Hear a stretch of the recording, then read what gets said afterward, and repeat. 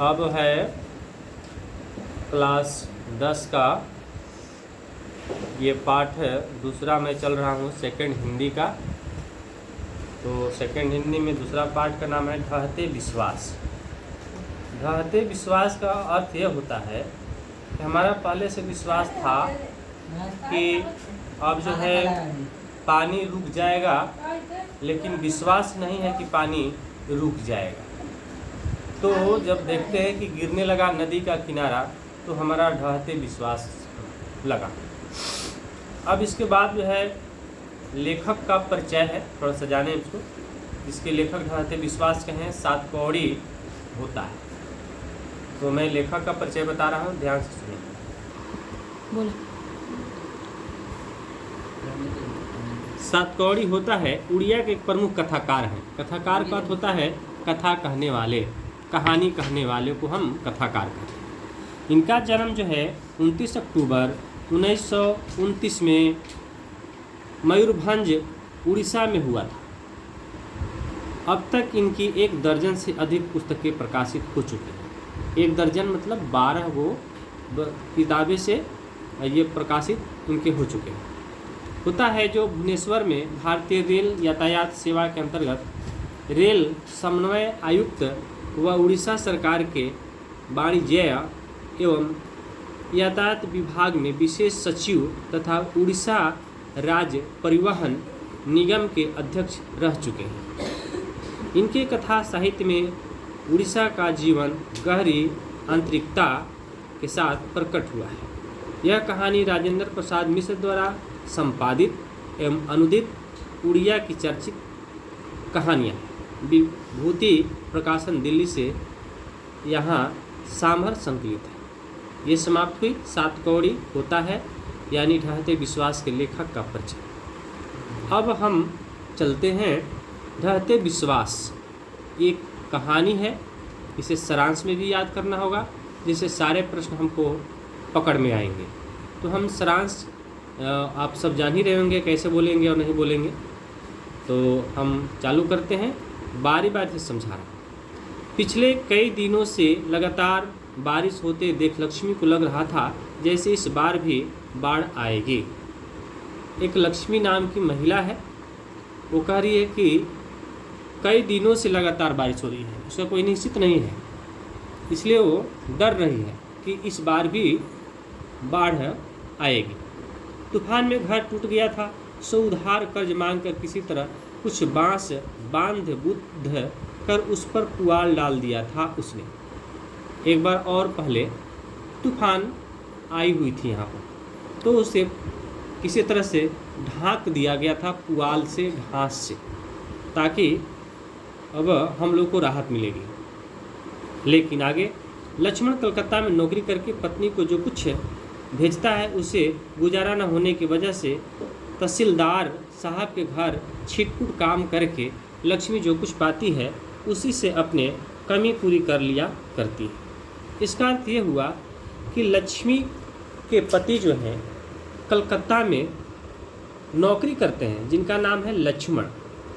याद रखेंगे, लक्ष्मी के पति का नाम लक्ष्मण है, जो नौकरी करते हैं कलकत्ता में, और उनके नौकरी से उनकी पूर्ति नहीं होती है, तो वो जो है एक तहसीलदार के यहाँ जाती हैं और कुछ काम करती हैं, और वो काम करके कुछ उनको पैसे मिल जाते हैं, जिससे आवश्यकता उनकी छिटपुट मैंने थोड़ा बहुत की काम पूरी हो जाती है लक्ष्मी को। लगता है अब समय को लोगों का सुख चैन सहन नहीं हो पा रहा है। ये लक्ष्मी कह रही है कि सुख चैन अच्छे दिन सबको सहन नहीं हो पा रही है, वरना तूफान के तुरंत बाद सूखा न पड़ता। यदि सबको कहने का उनका अर्थ है कि यदि सबको अच्छा लगता सुख चैन, तो तूफान गया था तो दुख देकर गया था, लेकिन तूफान के जाते ही ये बाढ़ का आना अच्छी बात नहीं है। 1 बीघा खेत छोड़ गए पूर्वज का अर्थ होता है जो हमारे दादा बाबा के पिताजी, दादा बाबा को हम पूर्वज कहेंगे। 1 टुकड़ी ज़मीन भी है, 1 टुकड़ी का मतलब बहुत कम।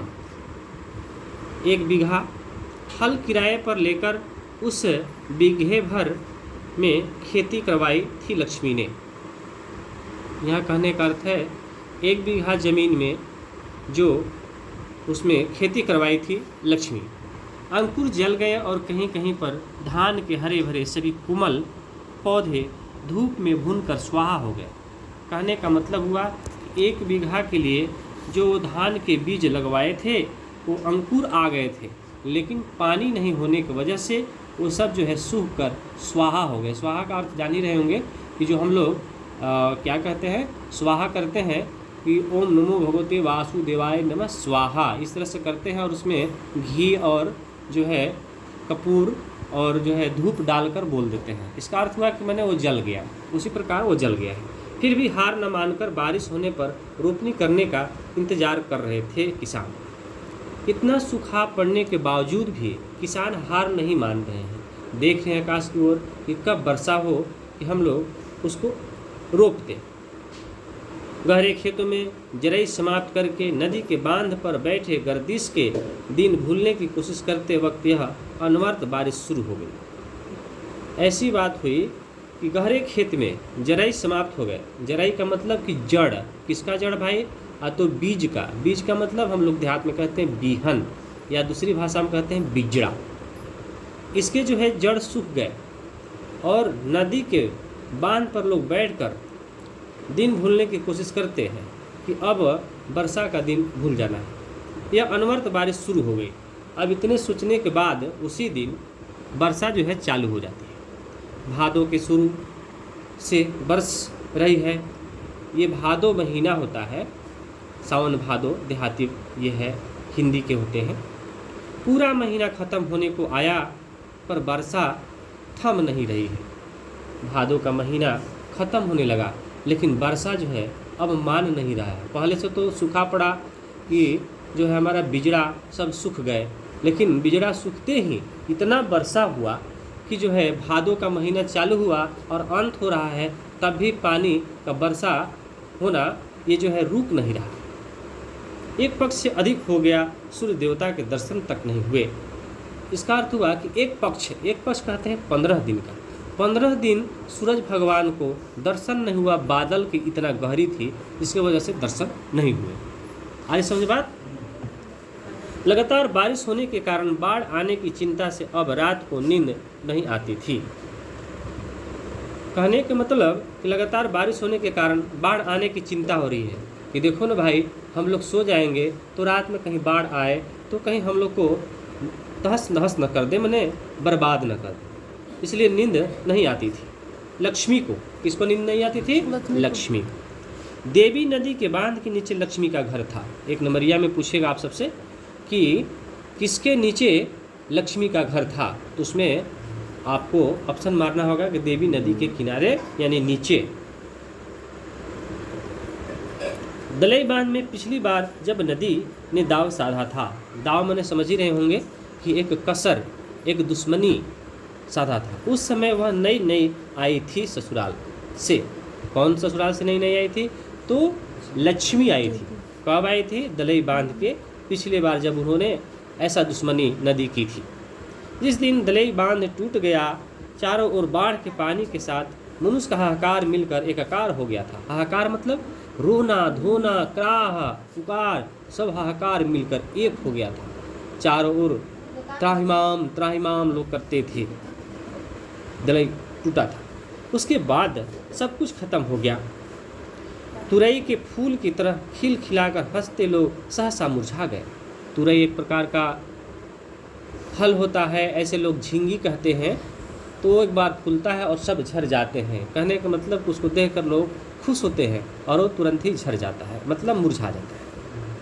मनुष्य की आवाज़, उसके शब्द, आनंद, कोलाहल सब रेत में दफन हो गए। मनुष्य माने आदमी, आवाज़ मैंने जान ही रहे होंगे। उसके शब्द, शब्द मैंने जान ही रहे, कोई शब्द, कॉलम एक शब्द हो गया। आनंद, आनंद मतलब आपका खुशी।